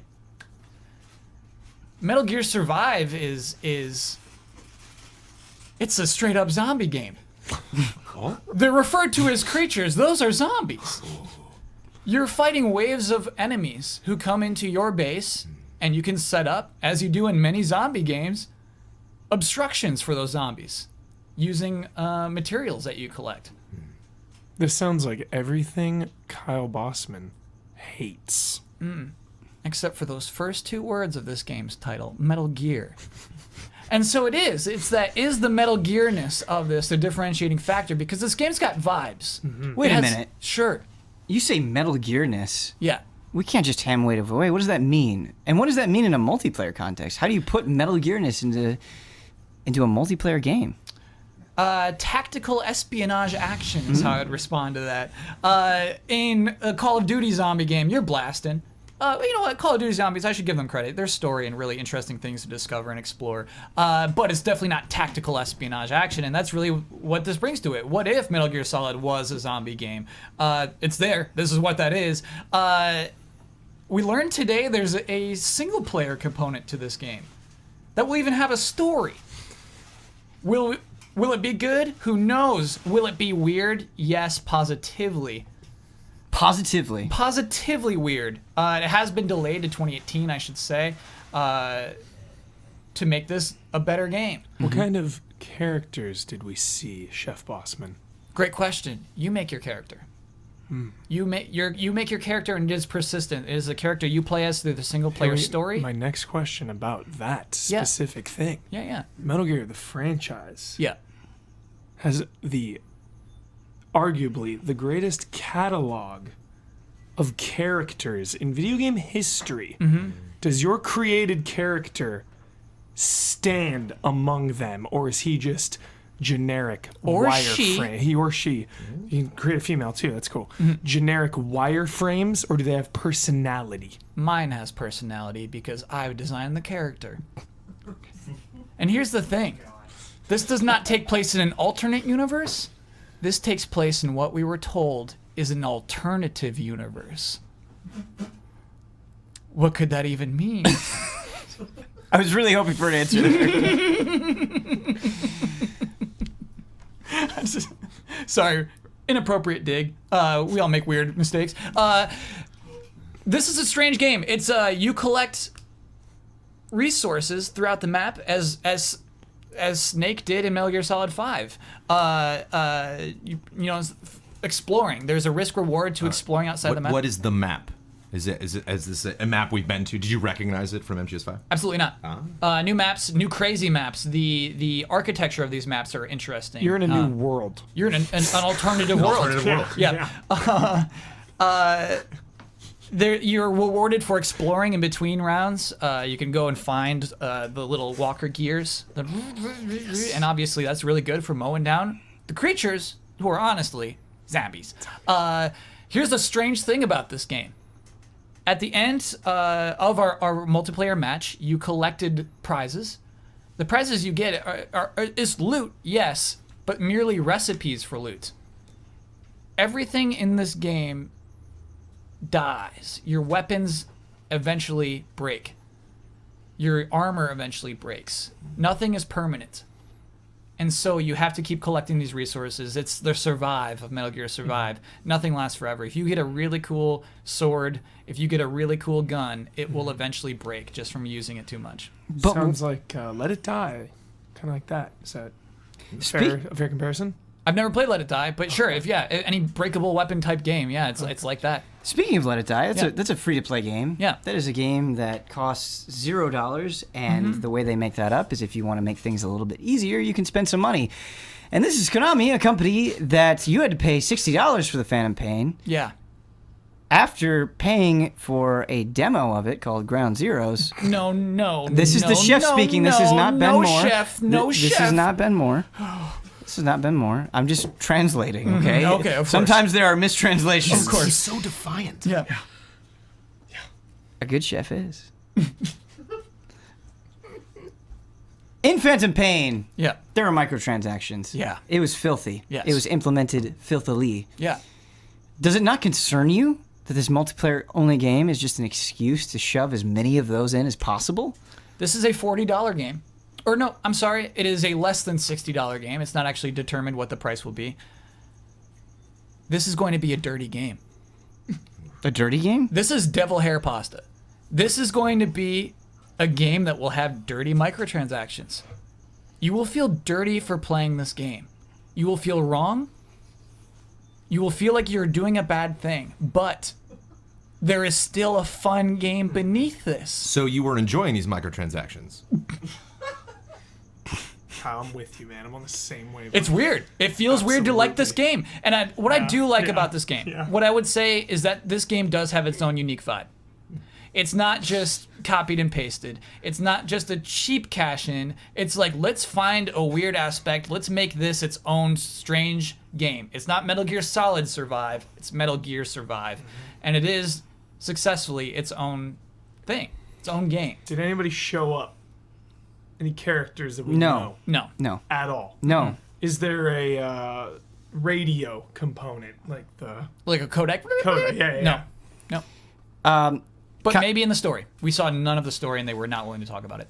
Kyle, normally for this format, I like Yeah. to only ask questions and Sure. not insert But yeah, myself please, too 'cause much. we probably won't talk about it for the rest of the We night. played yeah. it together. Yeah. And so there's just a couple of things that I want to talk about. We were talking about that flavor that this game has. Yeah. And I think a lot of that comes from the weapons. Yeah. Because Metal Gear is known primarily for guns.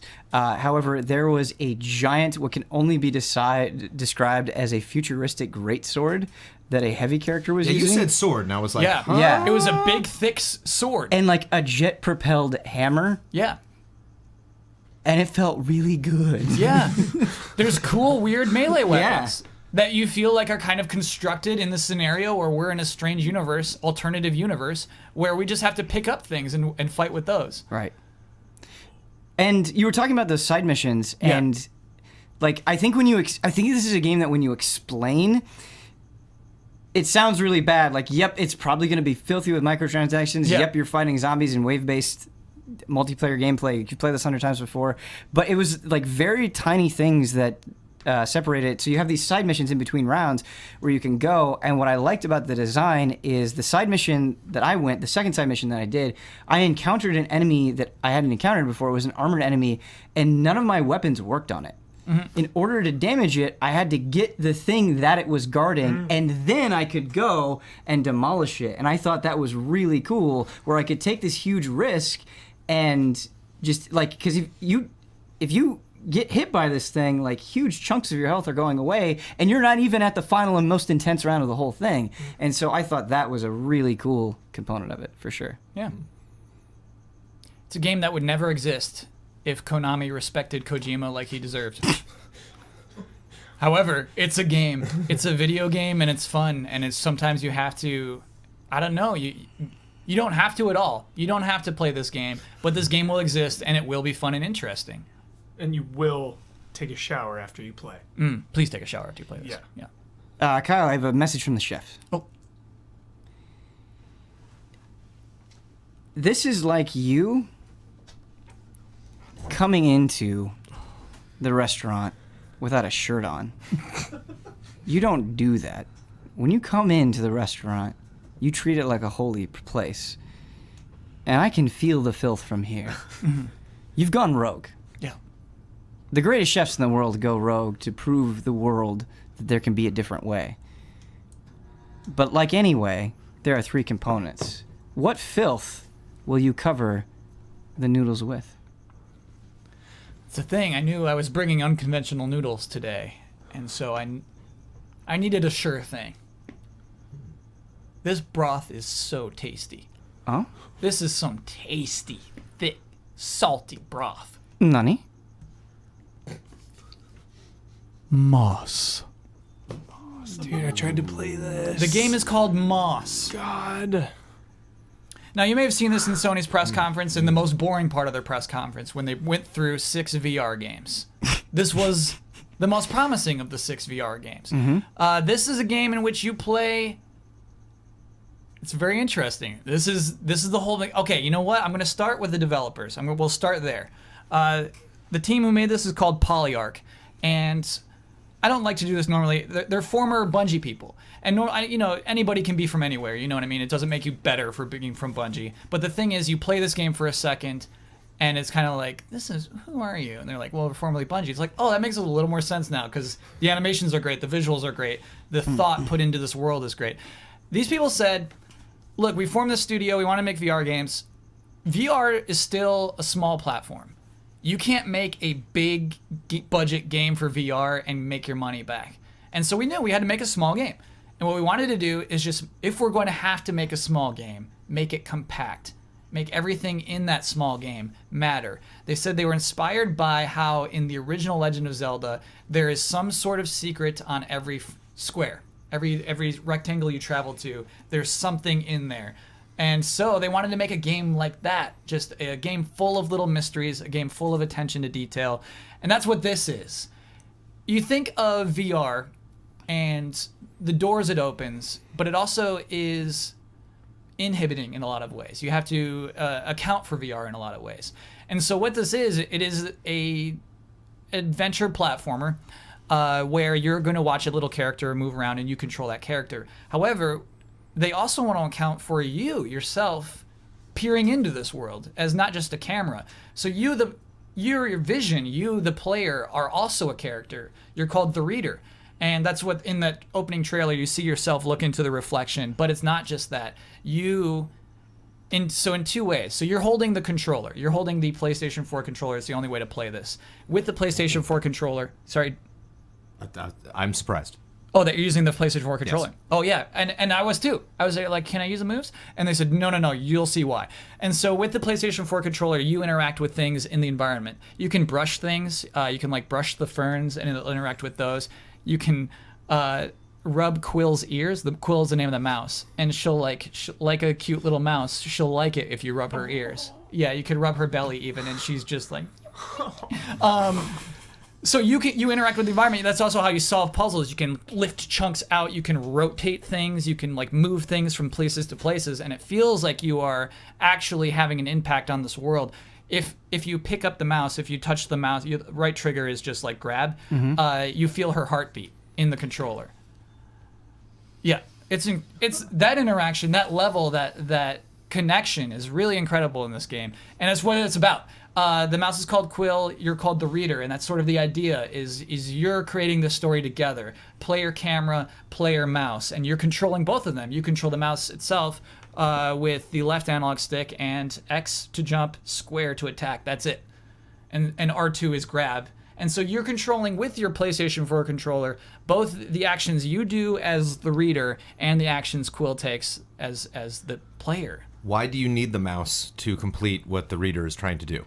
So cool. So the mouse is telling a story. The mouse is the one who is attacking the enemies, is going from environment to environment. Sure, I mean, I guess because you're just in a disembodied spirit, you could float through to the very end. But you are observing the story of Quill and what she's up to, and her You're heroics. disembodied was the question, really. That like you can't attack those things because you're much bigger than it, so I can't just stomp my foot down and crush these little tiny enemies. Yeah, and actually the Zelda thing's fair because it does work in play like square by square. And so you'll see the entrance to a temple there, but it is 2 squares away. And so, Quill will move through this square, and then the next one will load, and then you're in this next environment, and she's closer, and you can get your eyes right up to it or back up far away.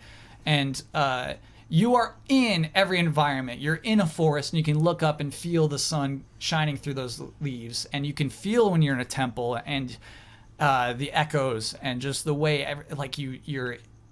It's a temple, and what's cool is they've thought these things through. They know who built that temple, and you just have faith in the way that they explained everything, and the way that they promise that they care about this world, that the temple's there for a reason, and that Quill, the things that she collects, each of them means something or meant something at a time to these ancient people.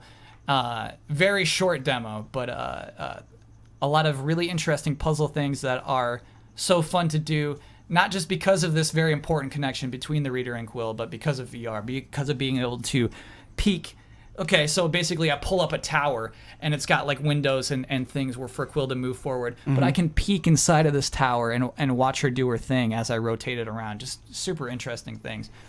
So you talk about the Zelda comparison. You talk about squares and how they're trying to have a secret in every square. Yeah. That language concerns me a little bit because you were saying how valuable it was to feel like you were actually in this place. But a square, to me, just that word, it sounds limiting. That was a bad idea on my part. Okay.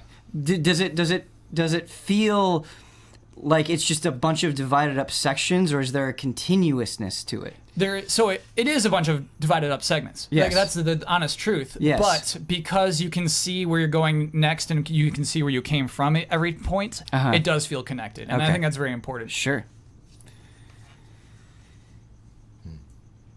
So it sounds to me like this is a game that uses the technology to create a deeper bond with the character. Yes.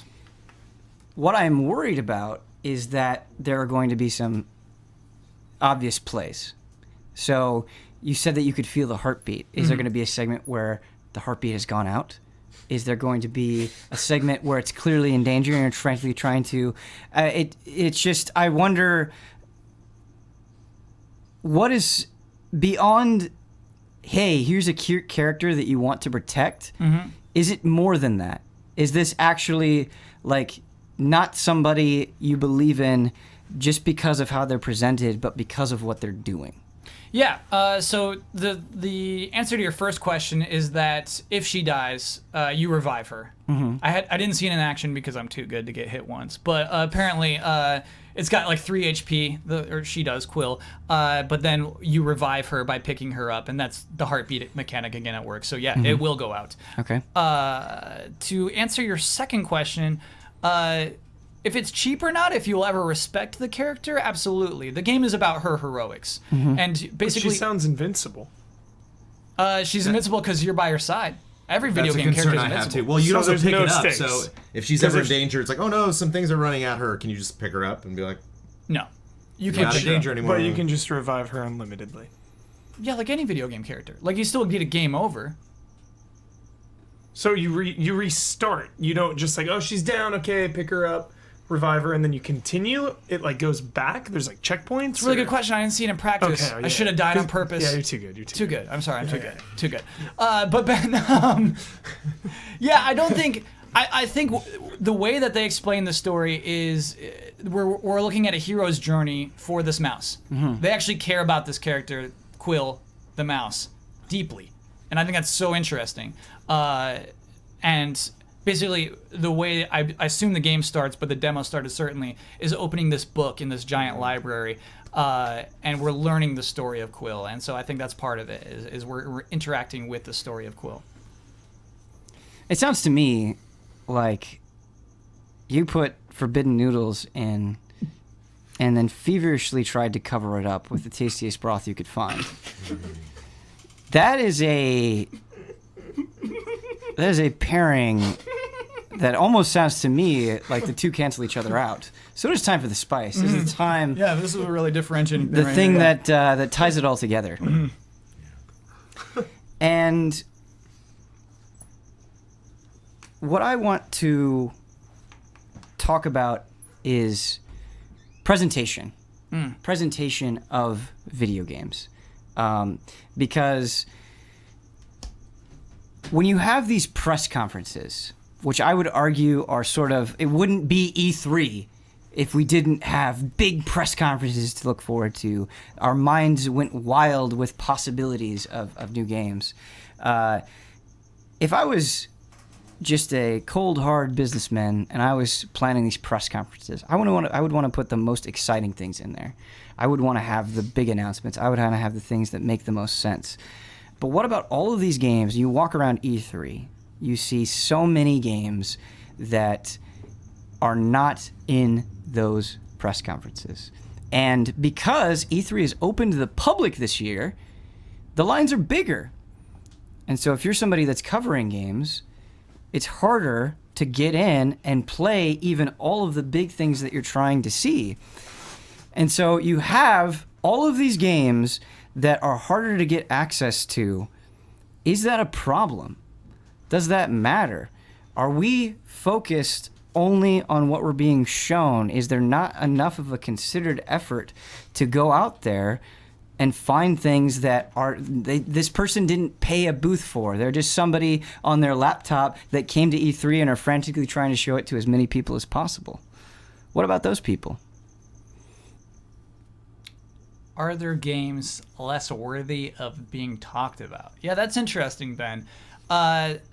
Sony is in a weird spot. I'm going to call them out immediately. They have this weird, you must be this tall to ride this ride for their press conferences.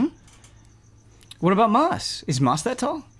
Moss, it was sold PlayStation VR, and that's why it was part of this PlayStation VR portion. If Moss had no VR integration, it would not have been in that press conference. That's easy to say. Sony did not even let B-tier level games into their press conference this year. They said, all AAA or nothing, baby. And you're right, Ben. It's almost... It was heartwarming when we started to see indie games become part of press conferences, because we said these games matter, and it's cool that they're getting the attention that they deserve. Sony's booth didn't even have any indies. And it normally has rows of them. It has tons. There were none. Microsoft's booth, also no indies. No, There were a couple. There was a back corner in Microsoft. But that had back a couple. corner is what I want to talk about. Yeah, it was What good. was- tell me about that It was back a corner. juicy back corner. What I mean by the back corner Yeah. is for the last couple of years now, when Microsoft has done a press conference, they'll be talking about games, and then they'll have the ID at Xbox section, which is great, and they show great things there, and there's absolutely enthusiasm there. I'm not trying to deny them that, but it's still these are now the indie games. It's not just confidently intermixed with everything else, just like at Sony. Now here are the VR games. Yeah. Like they have to prepare you. Yeah. Like they have to quarantine it from everything else so the other things can be so exciting. Yeah. Is that a problem? Or are they doing the right thing? Do people want that sort of presentation? So I'm going to say, business-wise, you're talking to corporate bossman here. Yeah. they're doing the right thing. If you look at YouTube views, if you look at the trailers that got a huge amount of attention, you'll see Spider-Man, you'll see God of War, you'll see Days Gone.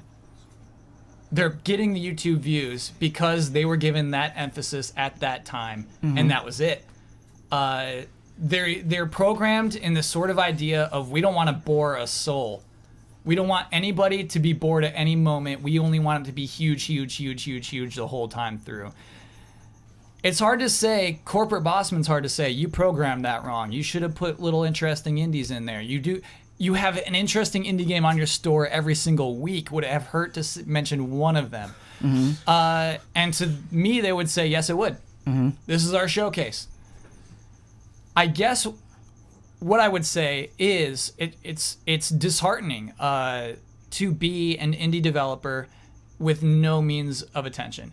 And it's probably one of the hardest parts after your game is developed is just getting anyone to look at it, getting anybody to talk about it on any podcast, getting anybody to stream it.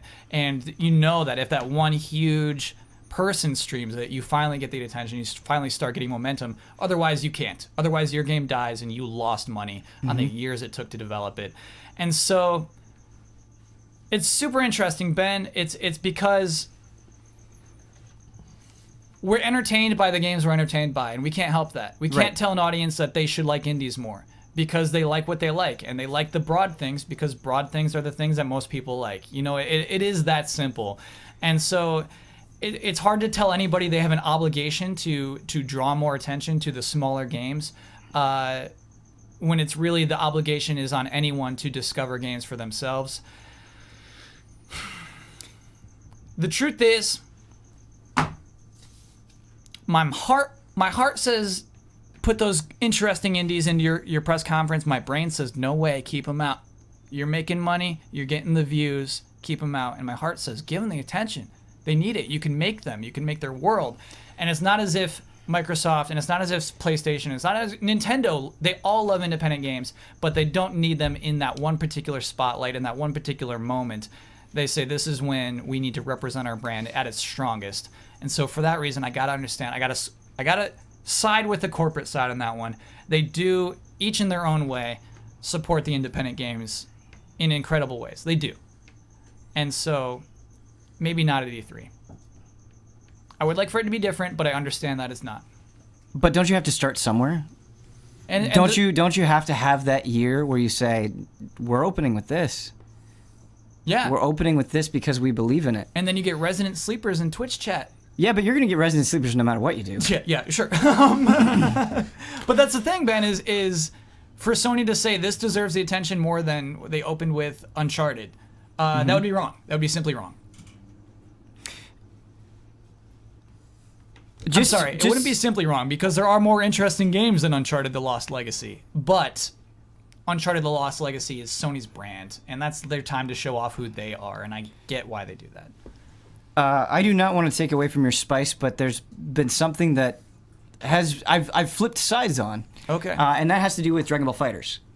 Because Dragon Ball FighterZ is a game being made by Arc System Works, who, quite fairly, many people, it's not a small number of people, know that Arc System Works has done very, very, very great fighting games. They've done Guilty Gear, they've done BlazBlue, they've done Persona 4 Arena. But a lot of the E3 presentations I go through, when they talk about a game from the developer, they'll say, this is what this developer has worked on. During my presentation for Dragon Ball FighterZ, even when they were explaining mechanics that were like nearly identical to other Arc System Works games, they didn't say, oh yeah, it's like this from Guilty Gear, from this other game that this developer made. It was like they didn't, like, Arc System Works, what matters is that they're working with Dragon Ball for most people, and that it looks good, not that they have this incredible pedigree. And that made me mad. I wanted that recognition for that work that they had done. Oh, sure. Dragon Ball FighterZ looks so good and feels so good because of that experience, because of these new fighters and these new worlds and these new systems that they've made. It's informed every smart decision that you're seeing in Dragon Ball FighterZ, and it was so infuriating to me to see that shoveled off to the side. Think of the tutorial that FighterZ is going to have. Right. Yeah, it's going to have a good tutorial because of those other games. Right. Yeah. This is all coming from somewhere. Yeah. It's not just, oh, this developer lucked into it. But then I thought to myself, but wait, you could also take a glass half full approach with this, where if all of those people who just love Dragon Ball, if they're just in there for Dragon Ball, and they play this, and they get so attached for it, they're going to do that research. I think about Super Smash Bros. Melee and Fire Emblem, right? Where people loved Roy and Mars so much that they went and they found out about those games, and there was a hunger created from this fighting game for those characters. Yeah. And that it's okay if people... We have to accept, I think, that people, given the right circumstances, will be willing to learn and appreciate over time. And just because they don't know right now doesn't mean they won't know in the future. Yeah. You look at even a huge game that got announced, Evil Within 2, AAA, Yep. huge budget. Yep. The amount of interest for Evil Within 1 now is huge. Yeah. So that just kind of reiterates that of like, it takes time to maybe gain interest on some things, whether it's a small game or a big game. Brandon, what do you think about that? What do you think if you're the one calling the shots and saying, hey, we have this amazing game, nobody knows what it is, it's a brand new thing, it's from a no-name developer, do we put it in the show? I think press conferences are like a plate of delicious food. A bento box, say. Wait, a plate of delicious food or a bento box? I will choose a bento box Okay, in this, okay, in this okay, analogy. Sure. Recognizing that it is possibly more appropriate given the circumstances. You have lots of options. There's many things to enjoy. They don't all taste the same. They don't have the same consistency. You might not like certain things that are available in this box as much as you like others. And so it's up to you how you would want to eat that bento box. You might want to just maybe get the tough stuff out of the way first and then eat your favorites later. Or just go straight for the favorites, maybe even skip all the bad stuff. What I would recommend is to pace yourself. So you do something that is that you enjoy, that's a staple, that is before you put it in your mouth, it's going to taste good. And then maybe while that taste is still in your mouth, go for something that looks strange. I think that might be some kind of sea creature, I'm not sure. That you might end up appreciating, or you might say, no, that didn't work out so well, but I still got that other tasty bite there. And that's how you work your way through it. And so I think putting 6 VR games in a row was bad. I think if they had a weird VR significance. They brought in this like weird like lights on the side. Right. They had this weird like label. Like it was just like, these are all VR games, everybody. Like don't freak out. Yeah. It's VR. Yeah. No matter what we show you, just context. If it doesn't look as good as something should on the PlayStation 4 Pro, it's Right. because it's VR. Yeah. And I think all you need is just like VR at the beginning. I'm good. It's like you set the scene. The Sony Computer Entertainment America presents. Right before that, just give me a little VR ding, and then I'm fine. You don't need to like put the VR kids in the corner and like get to the VR table, kids. So I think that because in a press conference you don't want to see what's happening. You don't want to know the lights haven't gone away. The next thing's VR. You want to constantly be surprised. And so I think they should have. Maybe not wedged the cool stuff at beginning and end and paced it out better. Chef Michael Huper, Chef Brandon Jones, and Chef Kyle Bossman, thank you for submitting your noodles and broth tonight. Kyle, I have a message. The chef will not eat your noodles. He will not taste them. Hold on. He is a master who has spent his entire life purifying his soul to work on the greatest culinary delights that the world has ever seen. He will not taint his soul tonight with those devil noodles. It will not happen. It will not happen. But even though he is breaking tradition and not eating your noodles, he will accept you on the next step of this journey for your boldness. But you cannot do it again.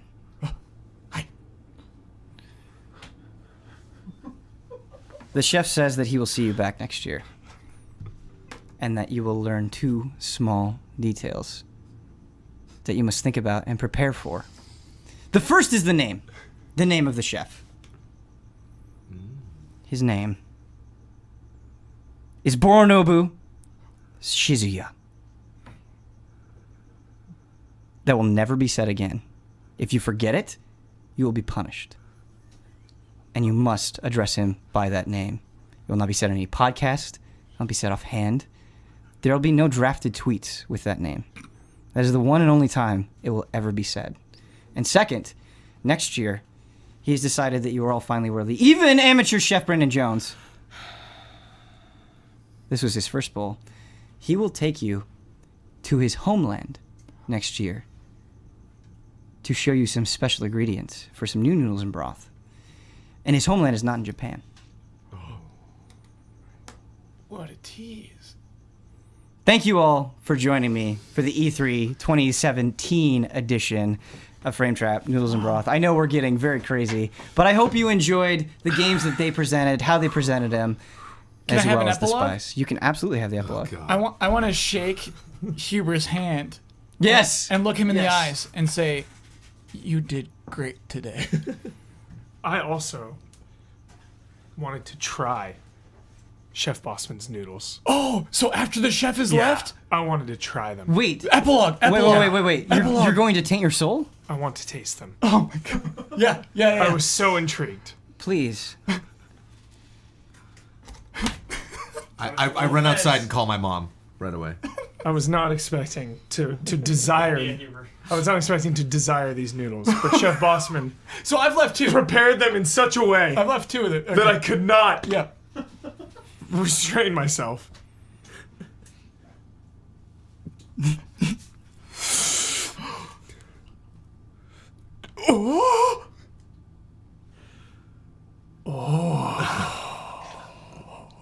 What happened to you? I am changed. You're changed? I'm changed. I see a red hair grow in one of his eyebrows.